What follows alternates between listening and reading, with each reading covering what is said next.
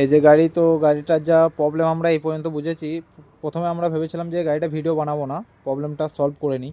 তো তারপরে দেখলাম যে গাড়িটার যা প্রবলেম, এটা খুব একটা বড় ধরনেরই প্রবলেম। তো গাড়িটা আমার একটা ভিডিও বানানো প্রয়োজন, সেই হিসাবে মানে গাড়িটার যা করতে হবে, গাড়িটার একটু প্রবলেমটা আমি দেখিয়ে দিই। এই যে চাবি অন করলাম, এমআইএল লাইট এসে চলে যাচ্ছে, মানে গাড়িটা কোনো সেন্সারে কোনো প্রবলেম নেই। গাড়ি স্টার্ট করছি, গাড়ি স্টার্ট নিল, হ্যাঁ, এক্সেলেটার নেয় না, এক্সেলেটার দিচ্ছি, এক্সেলেটার নেয় না, মানে ইঞ্জিন মানে কোনো রেসই নেই, কোনো স্টার্টই নেই।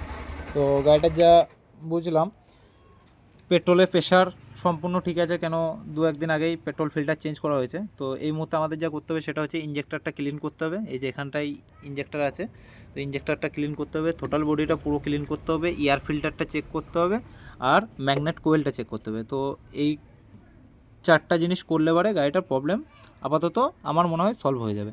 তো আমরা টোটাল বডি ক্লিন করার জন্য যে জিনিসটা ব্যবহার করব সেটা হচ্ছে এই যে মোটোম্যাক্সের যে টোটাল বডি ক্লিনার আছে, এই টোটাল বডি ক্লিনারটা দিয়েই আমরা বাইকটা সব কিছু পরিষ্কার করব। তো আগে সব কিছু করে নিই, তারপরে দেখি কোথায় কী প্রবলেম আছে, তারপরে আমি ভিডিওতে আগে সব জানাচ্ছি যে হ্যাঁ কোথা থেকে কী প্রবলেম হচ্ছে কি না।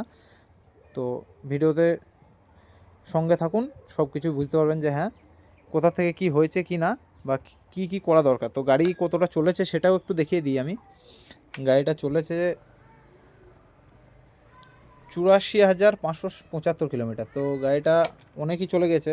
তো গাড়িটা এই পর্যন্ত একবারও মানে টোটাল বডি ক্লিন হয়নি বা কোনো কিছুই চেক হয়নি।